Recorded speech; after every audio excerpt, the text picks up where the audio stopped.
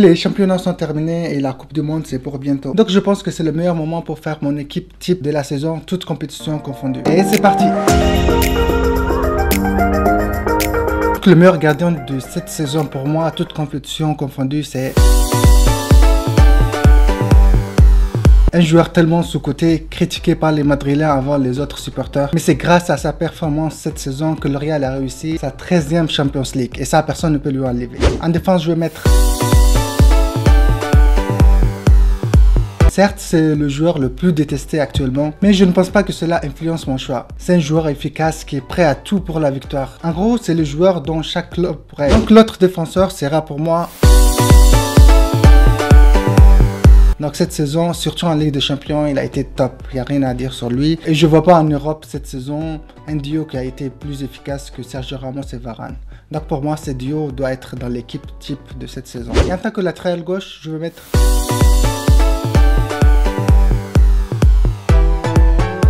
Donc je vous vois venir, vous allez dire que le mec aime le Real, donc l'équipe, il y a quasiment que des joueurs de Real Madrid.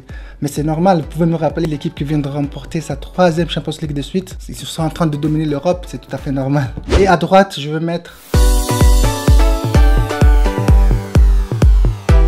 J'ai un peu hésité à mettre Carvajal, mais là ça va faire de 1, trop de joueurs de Real dans la formation. De 2, il a été souvent blessé cette saison et son niveau n'a pas été assez constant. Je pense que Kimmich, qui m'a beaucoup impressionné en Ligue des Champions, mérite cette place. Donc au milieu, je vais mettre le meilleur milieu défensif. Évidemment, je pense que tout le monde est d'accord.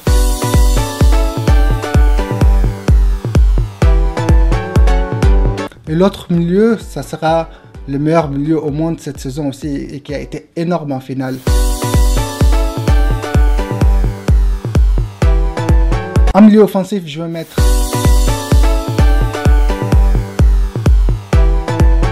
Kevin De Bruyne qui a été énorme avec Manchester City de Guardiola et qui a failli avoir le titre du meilleur joueur de Premier League s'il n'y avait pas Mohamed Salah. Et à droite, je vais mettre justement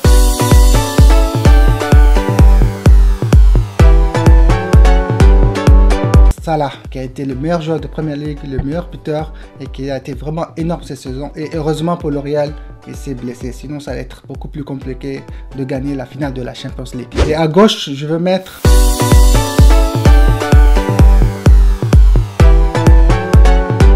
Messi qui a été énorme avec le Barça, surtout en Liga. Il a été énorme, il a joué quasiment tous les matchs, il les a sauvés dans des matchs dont le Barça n'était pas forcément la meilleure équipe. Lorsque Messi ne jouait pas, le Barça, cette saison, n'arrivait pas à s'imposer facilement au moins. Je pense essentiellement au match de Levante en fin de saison qui a empêché le Barça de faire la Liga parfaite, sans aucune défaite. Mais malheureusement pour eux, ils sont trop dépendants de Messi. Et en attaque, je vais mettre...